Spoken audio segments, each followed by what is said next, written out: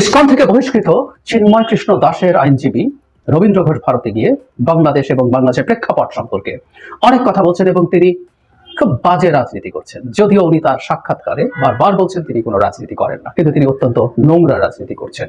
উনি কি বলেছেন সেগুলো একটু আলাপ করতে চাই এবং আমি এই ব্যাপারে আমাদের সরকারের যেটা করণীয় বা আমাদের যা করণীয় সেটা নিয়ে কিছু কথা বলবো। বারবার বলছেন উনি রাজনীতি করেন না। বাংলাদেশের দু একটা মিডিয়াতেও তার বক্তব্য প্রচারিত হয়েছে, তার আগে ভারতের মিডিয়াতে তার বক্তব্য প্রচারিত হয়েছে, সেখানে তিনি কতগুলো ভয়ঙ্কর কথা বলছেন। তিনি মারাত্মক থ্রেটের মুখে নাকি আছেন, তিনি এক গুরুর তোয়ারিতে গেছেন, সেখানে গিয়ে তিনি বলছেন জীবন গেলে যাবে, তিনি মানে চিন্ময়ের পক্ষে দাঁড়াবেন, মানে বাংলাদেশে তার চিন্ময়ের পক্ষে দাঁড়ানোর কারণে জীবন যাওয়ার মতো পরিস্থিতি বিরাজ করে, এটা হচ্ছে তার কথা। এবং তিনি ভয় পান না, তিনি সাহসের সাথে এটা করবেন, তিনি মানবাধিকার নিশ্চিত করবেন, এগুলো ঠিক আছে। জনাব চিন্ময় ভয়ঙ্করতম অপরাধী হলেও তার আইনি সুরক্ষা নেওয়ার, আইনগত সুবিধা নেওয়ার পূর্ণ অধিকার রাষ্ট্র তাকে দেয় এবং উনি প্রমাণিত হওয়ার আগ পর্যন্ত আমরা তাকে অপরাধী বলতেও পারবো না, এগুলো আমরা মেনে নেই। তার আইনজীবী হিসাবে তিনি যেসব অভিযোগ করছেন যে তাকে পুলিশ দিয়ে নিয়ে যাওয়া হয়েছে, নিয়ে যাওয়ার পর কথা কারণ হলো সাম্প্রতিক প্রেক্ষাপটে নানান রকম সংকট তৈরি হয়েছে। তার আইনজীবী শুধু বাংলাদেশি কেউ বা বাংলাদেশে তার বিরোধী কেউ সেটা না, তার পক্ষের কেউ তার উপর আঘাত করতে পারে। তো উনি বলছেন যে তার উপরে হামলা হবে কেন, আপনার বা তাদের লোকরাই হামলা করতে পারে, আমরা আসলে এতটুকু পর্যন্ত বিশ্বাস করতে প্রস্তুত। আওয়ামী লীগ পরিস্থিতিকে ঘোলাটে করার জন্য, ভারতের গোয়েন্দা সংস্থা পরিস্থিতিকে ঘোলাটে করার জন্য চিন্ময়ের আইনজীবী যিনি ঢাকা থেকে চট্টগ্রাম নিয়ে সেটার শুনানি করবেন বা করেন, তাকে হামলা করা হলে সেটার কত বড় বাজার মূল্য ভারতে আছে আমরা বুঝি তো। সুতরাং তাকে পাহারা দিয়ে নিয়ে যাওয়ার কথাই তো ছিল, সেটা নিয়েও তিনি প্রতিবাদ করছেন যে কেন পাহারা দিতে হবে। উনি বোঝেন না তা না, উনি বোঝেন, কিন্তু বুঝে ওনারা এভাবেই কথা বলেন। তিনি হিন্দুদেরকে উচ্ছেদ করা হচ্ছে বলে বলছেন, মানে তাকে এই জায়গাটা এরকম যে দেশে কিছু মানুষ আছে যারা নাকি বাংলাদেশ থেকে হিন্দুদের উচ্ছেদ করতে চায়। আমরা প্রথম থেকে একটা কথা বলছি, শেখ হাসিনা পতন এবং পালিয়ে যাওয়ার পর থেকে বাংলাদেশের হিন্দুদের উপরে কিছু হামলা হয়েছে, এর মধ্যে বেশিরভাগই বা প্রায় সবগুলো হচ্ছে রাজনৈতিক কারণে, কিছু আছে লুটপাট বা এই জাতীয় কারণে, এগুলো ঘটেছে। বাংলাদেশের সাম্প্রদায়িক হামলা বলতে যেটা বোঝায়, অর্থাৎ কেউ জাস্ট হিন্দু এই কারণে হামলা, সেই ঘটনা খুব রেয়ার কিছু হলেও হতে পারে। কিন্তু উনি বলছেন এখানে নাকি উচ্ছেদ করার চেষ্টা আছে এবং এই রকম কঠিন একটা অভিযোগ তিনি করছেন। আবার তিনি একটা সাক্ষাৎকারে বলার চেষ্টা করেছেন শেখ হাসিনা প্রথমে পালিয়ে যাওয়ার পর অনেক হামলা হয়েছে, তিনি উদাহরণ দিতে চেয়েছেন। এবং শুধু তাই না, তাকে যখন জিজ্ঞেস করা হলো এবারকার পূজায় তো আগের চেয়ে ভালো পরিস্থিতি ছিল, তিনি সেটাও যে খুব বেশি স্বীকার করছেন তা না, অথচ আমাদের কাছে যথেষ্ট পরিমাণ ইনফরমেশন আছে সেটা যে তিনি বাংলাদেশের পুজো এবার অনেক শেখ হাসিনার সময়ের চেয়ে অনেক ভালো হয়েছে। শেখ হাসিনার সময় 21 সালে তো বিপর্যয়কর পরিস্থিতি হয়েছিল। তিনি খুব ইন্টারেস্টিংলি বলছেন যে তার এই জায়গাটা খুব ইন্টারেস্টিং, সেটা হল বাংলাদেশের একটা মিডিয়াতে আপনারা এটা দেখে নেবেন, সেখানে তার সন্তানরা ভারতের নাগরিক, তার সন্তানরা ভারতের নাগরিক, 2 সন্তান এবং 5 বছর বয়স থেকে তারা ভারতে চলে গেছে। এবং উনি দাবি করছেন তার সন্তানরা চেয়েছে যে তারা বাংলাদেশে এতই অনিরাপদ বোধ করে যে তারা ওখানে চলে যেতে চেয়েছে। সাংবাদিক প্রশ্ন করছেন, যাকে আমরা ক্যামেরায় দেখি না, তিনি বলছেন যে ও 5 বছরের সিদ্ধান্ত নিয়ে ফেলতে পারলো। উনি এই ব্যাপারে খুব সদুত্তর দেননি। মানে ব্যাপারটা হচ্ছে তার 5 বছরের শিশু সন্তান মনে করছেন বাংলাদেশ সিকিউরড না, গিয়ে ভারতে থেকেছেন, পড়েছেন এবং মানে নাগরিক হয়ে গেছেন, উনি বাংলাদেশে বসে আছেন। মানে বাংলাদেশ যদি এত বিপজ্জনক হয়, যেটা 5 বছরের শিশুও বোঝে, রবীন্দ্র ঘোষ কি যথেষ্ট ম্যাচিওর হওয়ার পরও সেটা বোঝেননি বা এখনো বুঝতে পারছেন না যে বাংলাদেশ এত খারাপ, তাই বাংলাদেশে থাকা যাবে না, ভারতে চলে যেতে হবে। বাংলাদেশের উল্লেখযোগ্য সংখ্যক হিন্দু সম্প্রদায়ের মানুষ বাংলাদেশে এক ধরনের উপনিবেশ বানিয়েছেন, এখানে উপার্জন করবেন, সেটা ভারতে নিয়ে যাবেন, তার সন্তান আছে, পরিবার আছে ওখানে, 2 সন্তানই যদি ভারতের নাগরিক হয়ে থাকেন, উনি সম্পদ এখানে রাখবেন না, এখানে উপার্জন করেন, কারণ এখানে উপার্জন করা সহজ তার জন্য। সে উপার্জন আস্তে আস্তে মানি লন্ডারিং করে পাঠিয়ে দেবেন। এই ঘটনা আমাদের বহু ক্ষেত্রেই হয়েছে।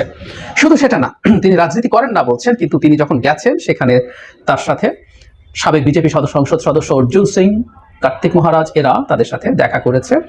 নট অনলি দ্যাট, তিনি তার একটা ইন্টারভিউতে বলছেন তথাগত রায়ের দাওয়াতে তিনি গেছেন এবং আগেও গেছেন। মানে তথাগত রায় ত্রিপুরার গভর্নর ছিলেন, আমরা তথাগত রায় সম্পর্কে আবার আগেও বলেছি। সাম্প্রতিক সময়ে তিনি বাংলাদেশ সম্পর্কে অত্যন্ত নোংরা, অত্যন্ত অশালীন, অত্যন্ত বিদ্বেষপূর্ণ মন্তব্য করছেন। সেই তথাগত রায়ের সাথে তার খাতির এবং বিজেপির সাথে তিনি বসছেন, দহরম মহরম করছেন।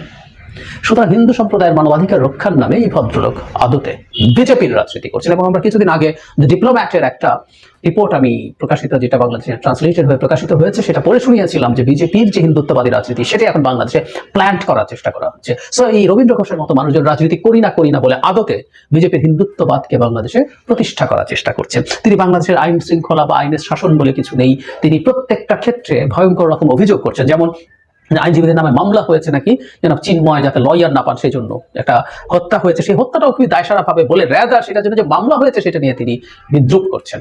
উনি বলছেন যে এটা বোঝার আগে আসলে ঘটনা যেটা তদন্তের আগে মামলার ক্ষেত্রে তো এটা হবেই, যারা সাসপেক্ট যারা ওখানে প্রেজেন্ট ছিলেন আশপাশে তাদের নামে মামলা হতেই পারে, তদন্ত হবে, তদন্তে কেউ যদি থাকে না থাকে সেটা দেখা যাবে, কিন্তু উনি এটাকে চোখ বন্ধ করে ইন্টারপ্রিট করছেন জনাব চিন্ময় যাতে আইনজীবী না পান সেটা ব্যবস্থা করার জন্য। তো তিনি তো গেছেন, খুব সমস্যা কি হয়েছে?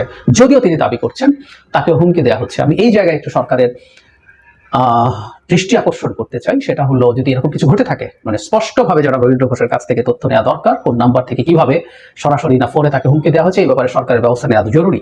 উনি ঢাকা থেকে না চিটাগংয়ের যেসব লয়ার তার পক্ষে আইনি লড়াই করতে চান সেটা নিশ্চিত করার ব্যবস্থা করতে হবে। আর একটা খুব ইন্টারেস্টিং কথা, সেটা হলো ওনাকে একটা ইন্টারভিউতে জিজ্ঞেস করা হচ্ছে, না একটু পরে আসছি, শেষে আসছি, এটা একটু মনে রাখুন, আমি একটু পরে বলবো। এছাড়াও আরেকটা জিনিস তাকে জিজ্ঞেস করা হয়েছে যে কেন এটা হয়েছে। উনি চিন্ময়কে সাধু, শুদ্ধ পুরুষ, সন্ন্যাসী বলছেন, যেটা ভারতের ন্যারেটিভ। সেই সন্ন্যাসী শুধুমাত্র হিন্দুদের জাগরণ তৈরি করেছেন বলে চট্টগ্রামে, রংপুরে, বিভিন্ন জায়গায় যখন হিন্দু সম্প্রদায়ের মানুষ অনেক বেশি তার সাথে কানেক্ট করছে, তাদের মধ্যে জোয়ার তৈরি হয়েছে, সেটা দেখে ভয়ে নাকি তাকে গ্রেফতার করা হয়েছে। সেই পুরনো বয়ান। অথচ তার এই সন্ন্যাসী শিশু যৌন নিপীড়নের অভিযোগে সেন্ট্রাল ইসকন দ্বারা বহিষ্কৃত হয়েছে। মানে আমি অবাক হয়েছি, এনাদের লজ্জাও করে না। তার ডাকে মানুষ জমায়েত হয়েছে একদম। হ্যাঁ, শিশু নিপীড়কও যদি অন্যায় শিকার হয়, তার বিরুদ্ধে যদি অন্যায় মামলা হয়, ভুয়া মামলা হয়, সেটার বিরুদ্ধে আমরা থাকবো। প্রত্যেকটা ভয়ঙ্কর অভিযুক্ত এবং অপরাধীরও আইনের শাসন পাওয়ার, আইনের আশ্রয় লাভের অধিকার আছে। কিন্তু এইরকম মানুষের পক্ষে দাঁড়িয়ে এই আলাপ তারা করছেন, এগুলো প্রত্যেকটা কার প্রজেক্ট আমরা জানি। কিন্তু এখানে একটা খুব জরুরি কথা আছে, সরকারকে সতর্ক থাকতে হবে যেন এই ভদ্রলোকও কোনো রকম কোনো সমস্যায় না পড়েন। উনি অলরেডি আসলে এজেন্ডা নিয়ে মাঠে নেমেছেন, আমরা বুঝতে পারি। সুতরাং চিন্ময়, ইসকন, এই সব কিছু যে এক সুতোয় কথা, এটা বুঝতে আর আমাদের কোনো বাকি কিছু নেই। এবং আইনজীবীর নামে যিনি ওখানে আছেন তিনিও আদতে সেই প্ল্যানের পার্ট। সুতরাং তাকে সতর্কভাবে ডিল করা, তাকে দিয়ে যাতে খুব ঝামেলা না হয়, তিনি যাতে এরকম কিছু করতে না পারেন, অভিযোগ করার পরিস্থিতি না হয়। শেষ করবো যে কথা বলে, হুইচ ইজ ভেরি ইন্টারেস্টিং। তাকে একটা ইন্টারভিউতে জিজ্ঞেস করা হচ্ছে বাংলাদেশে যা করছে এটা নরেন্দ্র মোদীকে জানানো হচ্ছে কিনা।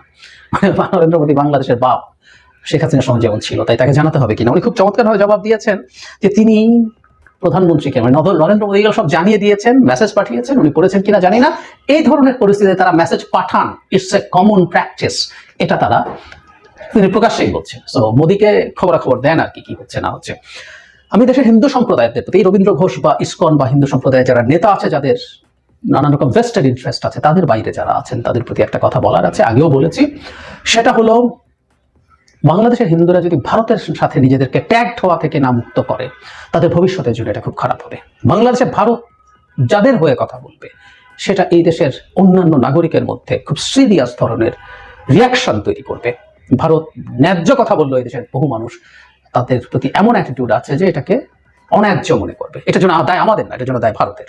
বহুবার বলেছি, এদেশের হিন্দু সম্প্রদায়ের মানুষ তাদের অধিকার থেকে বা কোনো জায়গায় কোনোখানে কোনো সংকটে যদি পড়ে, রাষ্ট্রের নাগরিক হিসেবে তারা সেটার প্রতিকার চাইতে পারেন। সেই প্রতিকার চাওয়ার জন্য দেশের সংখ্যাগরিষ্ঠ জনগোষ্ঠীরও সাহায্য করা, তাদের পাশে দাঁড়ানো কর্তব্য, আমাদের সরকার দাঁড়ানো কর্তব্য, রাজনৈতিক দলগুলোর কর্তব্য।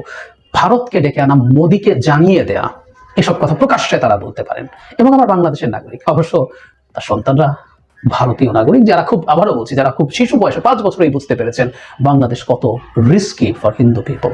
তিনি অবশ্যই এখনো বুঝতে পারেননি, তিনি এখনো দিব্যি প্র্যাকটিস করে যাচ্ছেন, উপার্জন করছেন এবং কোট আনকোট মানি লন্ডারিং করছেন।